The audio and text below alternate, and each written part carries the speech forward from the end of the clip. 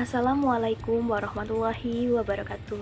Selamat pagi, salam sejahtera bagi kita semua.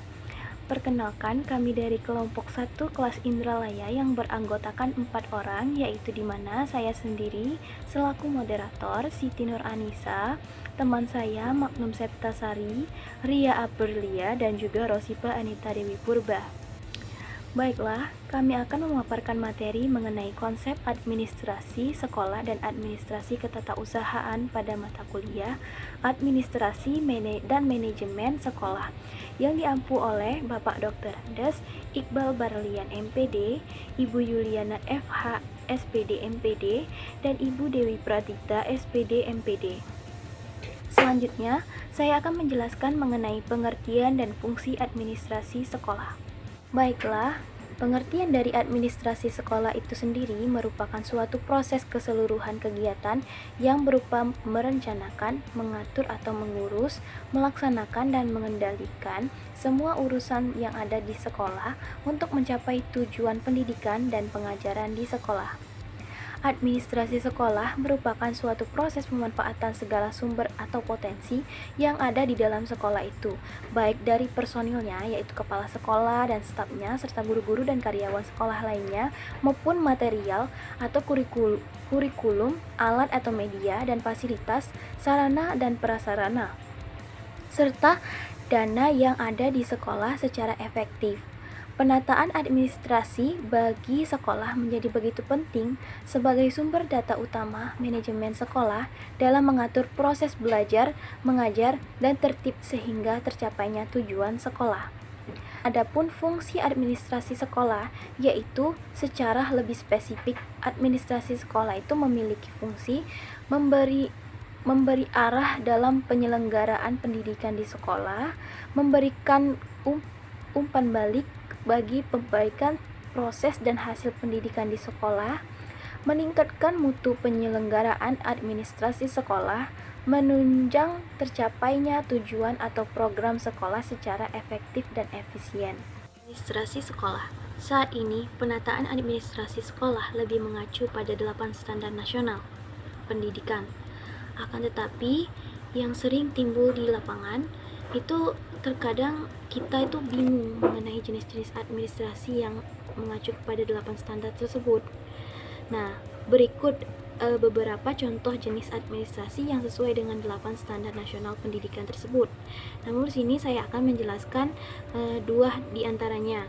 Dan selanjutnya akan dijelaskan oleh teman saya yang selanjutnya, yaitu yang pertama administrasi standar isi, di mana terdapat dokumen KTSP, buku 1, 2, 3, dokumen penyusun kurikulum, itu termasuk kurikulum mulok. Yang ketiga, SK tim pengembang kurikulum, dokumen penetapan KKM, kumpulan acuan referensi atau peraturan, program dan laporan pengembangan diri, PK ekstrakurikuler, kalender pendidikan, pemetaan SK, KD indikator, program PT dan KMTT, semua mapel, dan lain-lain. Yang kedua itu administrasi standar proses. Nah, administrasi guru itu berupa silabus, program tahunan, program semester, rincian atau mingguan atau hari efektif, RPP, jadwal pengajar, dokumen penilaian, lembar penilaian sikap, program dan pelaksanaan remedial, dan pengayaan, analisis penilaian, daya serap, agenda guru, dan lain-lain, termasuk juga daftar buku teks, panduan guru, referensi, program dan pelaksanaan supervisi, serta tindak lanjut buku kemajuan kelas dan lain-lain. Dan yang ketiga itu administrasi standar kompetensi lulusan. Dia itu berisi dokumen hasil tugas-tugas, struktur, dokumen kumpulan karya siswa, clipping, laporan kegiatan, laporan diskusi, foto-foto kegiatan, dan lain-lain, dan juga dokumen prestasi. Selanjutnya akan dijelaskan oleh teman saya. Perkenalkan, nama saya Rosipa Anita Dewi Purba. Di sini saya akan melanjutkan menjelaskan tentang jenis-jenis administrasi sekolah. Baik, yang keempat yaitu administrasi standar pendidik dan tenaga kependidikan. Yang pertama adalah file pendidik dan tenaga kependidikan. Yang kedua, buku induk pegawai. Yang ketiga, kumpulan SK pembagian tugas dan uraian tugas. Yang keempat, presensi pendidik tenaga kependidikan dan rekapitulasinya. Yang kelima, notulen rapat.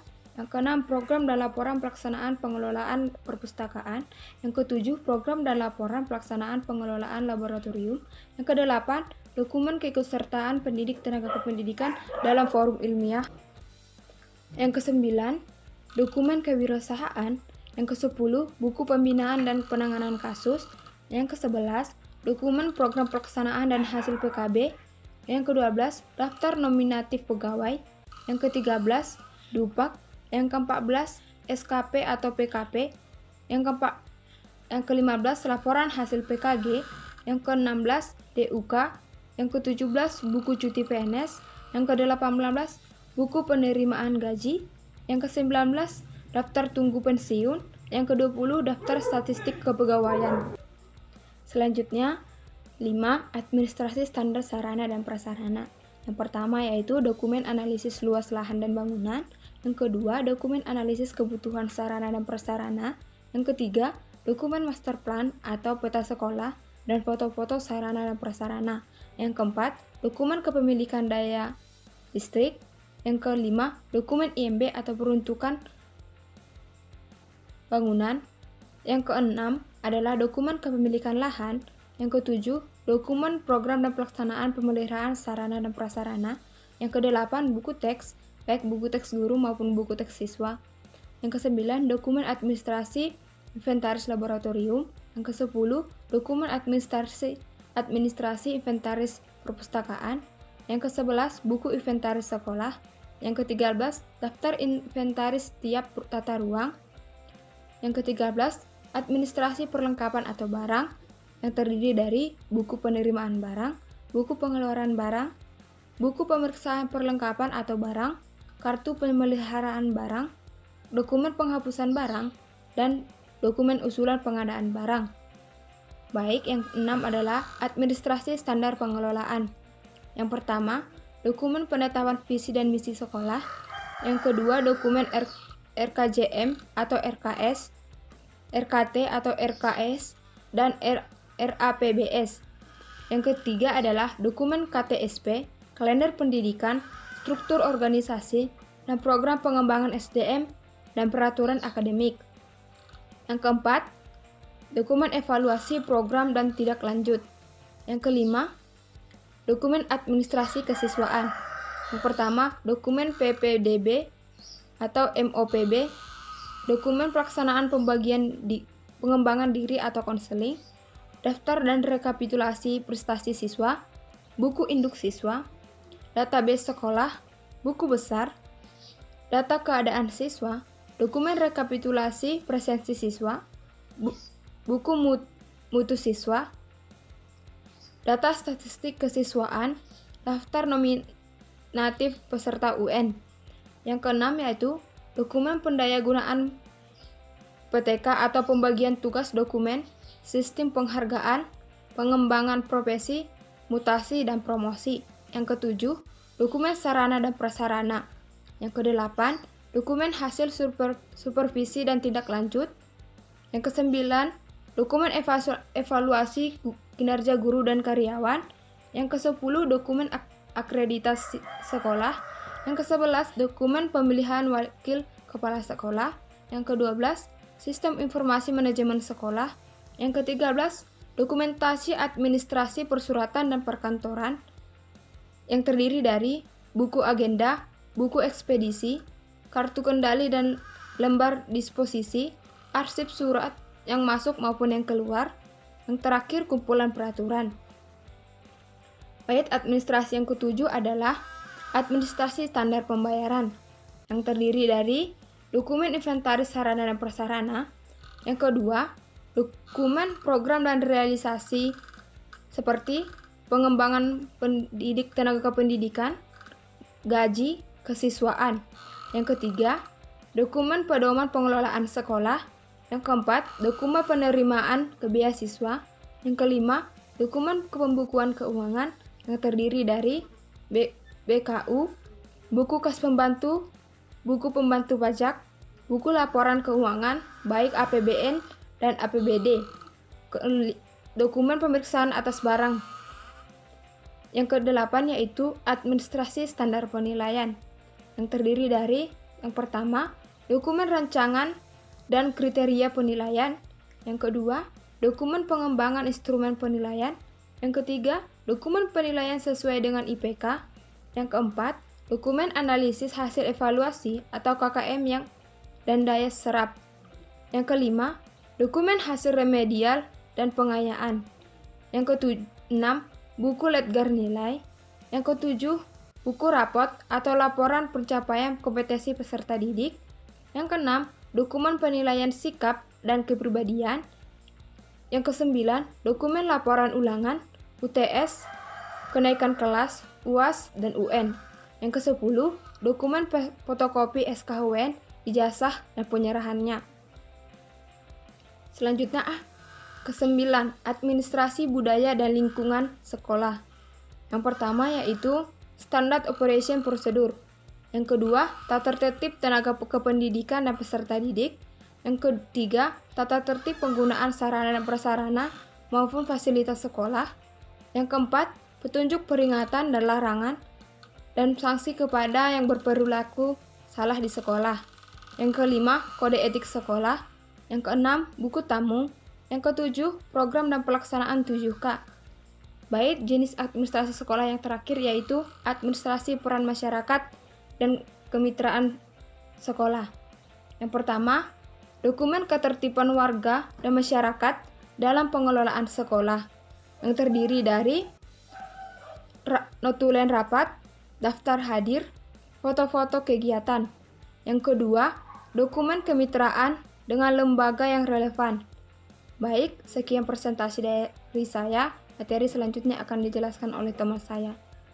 Baiklah, saya Ria Aprilia akan memaparkan materi selanjutnya mengenai pengertian administrasi ketatausahaan dan peranan pokok kegiatan ketatausahaan. Pengertian administrasi ketatausahaan. Menurut De Liangji tahun 1998 merumuskan pengertian tata usaha adalah segenap rangkaian aktivitas menghimpun, mencatat, mengelola, mengganda, mengirim, dan menyimpan keterangan-keterangan yang diperlukan dalam suatu organisasi.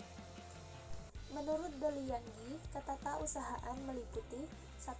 Menghimpun, yaitu kegiatan mencari dan mengusahakan tersedianya segala keterangan yang tadinya belum ada, sehingga siap dipergunakan bila mana diperlukan. Yang kedua yaitu mencatat, meliputi kegiatan membubuhkan dengan berbagai alat tulis-menulis mengenai keterangan-keterangan yang diperlukan, sehingga terwujudnya tulisan-tulisan yang dapat dibaca, dikirim, dan disimpan. Yang ketiga yaitu mengelola, bermacam-macam kegiatan mengerjakan keterangan-keterangan dengan maksud menyajikan dalam bentuk yang lebih berguna atau lebih jelas untuk dipakai. Yang keempat yaitu menggandakan, yaitu kegiatan memperbanyak dengan berbagai cara atau alat sebanyak jumlah yang diperlukan. Yang kelima, mengirim, yaitu kegiatan menyampaikan dengan berbagai cara dan alat dari pihak pertama ke pihak yang lain. Dan yang keenam, menyimpan, yaitu kegiatan menaruh dalam berbagai cara dan alat di tempat tertentu yang aman. Peranan pokok kegiatan ketatausahaan. Dalam garis besarnya, tata usaha mempunyai 3 peranan pokok, yaitu 1. Melayani pelaksanaan pekerjaan-pekerjaan operatif untuk mencapai tujuan dari suatu organisasi. 2. Menyediakan keterangan-keterangan bagi pemimpin organisasi untuk membuat keputusan atau melakukan tindakan yang cepat. Yang ketiga, membantu kelancaran pengembangan organisasi sebagai suatu keseluruhan. Baiklah, sebelumnya perkenalkan, nama saya Magnum Septasari. Selanjutnya, saya akan melanjutkan pemaparan materi yang sudah dilakukan oleh teman saya. Proses administrasi ketatausahaan antara lain sebagai berikut. Yang pertama, persuratan atau penataan surat, yakni dengan tata cara persuratan di lingkungan Departemen Pendidikan dan Kebudayaan yang diatur di dalam Keputusan Menteri Pendidikan dan Kebudayaan Republik Indonesia nomor 91/U95 tanggal 25 April 95 tentang pedoman tata persuratan dan kearsipan di lingkungan Departemen Pendidikan dan Kebudayaan. Menurut keputusan menteri tersebut, Surat adalah suatu sarana komunikasi yang digunakan untuk menyampaikan informasi tertulis oleh satu pihak kepada pihak lainnya. Yang kedua, kearsipan atau penataan arsip, yakni yang berkaitan dengan penataan arsip. Yang pertama, asas penataan arsip. Asasnya yaitu desentralisasi, dan gabungan. Sentralisasi adalah asas penataan arsip yang dipusatkan pada satu unit, dan asas yang terakhir adalah desentralisasi, yakni asas penataan arsip pada unit-unit dalam organisasi. Selanjutnya ada asas gabungan, yakni antara asas sentralisasi dan asas desentralisasi. Yang kedua, sistem penataan arsip, yakni berdasarkan masalah, abjad, tanggal, nomor, dan berdasarkan wilayah. C. Prosedur penataan arsip, yakni meneliti arsip yang akan disimpan, mengelompokkan arsip, meneliti kesesuaian lampiran, mengklasifikasikan arsip tersebut, mengindeks arsip dengan cara memberi ciri khas atau tanda suatu arsip. Dan yang terakhir, menyusun arsip sesuai dengan sistem penyimpanan menurut pola. Yang ketiga, ada tata ruang kantor atau sekolah, yakni yang pertama, pedoman letak kantor sebagai tempat diselenggarakannya pekerjaan tata usaha yang di dalamnya terdapat pegawai, perabotan kantor, mesin kantor, dan alat-alat kantor. Karena kantor berfungsi sebagai tempat diselenggarakannya aktivitas kantor, maka penataan yang dilakukan harus diperhatikan untuk kelancaran proses aktivitas kantor yang dilakukan. Yang kedua, asas tata ruang kantor yang terdiri dari asas jarak terpendek, yakni proses tata ruang yang baik memungkinkan penyelesaian suatu pekerjaan kantor menempuh jarak sependeknya, yakni dua titik yang dihubungkan dengan garis lurus. Dalam hal ini, titik diartikan sebagai meja tugas pegawai dan titik yang satunya sebagai meja tugas pegawai lainnya. Kemudian, asas segenap ruang. Asas segenap ruangan, yakni tata ruang kantor yang baik, mempergunakan semaksimal mungkin ruangan yang ada, sehingga tidak ada ruangan yang dibiarkan tidak terpakai begitu saja. Kemudian ada asas perubahan susunan tempat kerja, yakni penyusunan tata ruang kantor yang baik memungkinkan diadakannya perubahan dengan mudah, atau disusun kembali tanpa banyak menelan biaya, waktu, dan proses pekerjaan yang sedang berjalan. Jadi, tata ruang kantor bersifat fleksibel dan tidak bersifat permanen. Dan selanjutnya, lingkungan fisik. Lembaga pendidikan hendaknya memperhatikan lingkungan fisik dalam kantor. Kenyamanan dan keamanan dalam bekerja dapat menghemat pengeluaran dan tenaga, sebab pegawai menjadi lebih energik dan sehat, yang secara tidak langsung dapat mempengaruhi pikiran mereka untuk menciptakan ide atau gagasan inovasi baru untuk kemajuan lembaga. Selanjutnya, ada peran guru dalam administrasi ketatausahaan itu sendiri. Guru harus berperan atau terlibat dalam administrasi sekolah, terutama berkaitan dengan tata usaha sekolah, seperti hal-hal berikut, seperti merencanakan penggunaan ruang-ruang di sekolah, merumuskan kebijakan tentang pembagian tugas mengajar guru-guru, kemudian ada menyelidiki buku-buku sumber bagi guru, dan buku-buku pelajaran bagi murid-murid. Kemudian berperan dalam hal surat menyurat di lingkungan sekolah. Ada juga yang berperan sebagai penerima, penyortir, pencatat, pengarah, pengolah, penata arsip pada proses surat menyurat. Nah, itulah penjelasan materi pada pertemuan kali ini. Jika ada hal yang masih kurang jelas atau ada pertanyaan, bisa teman-teman ajukan pada forum diskusi. Akhir kata, saya ucapkan wassalamualaikum warahmatullahi wabarakatuh.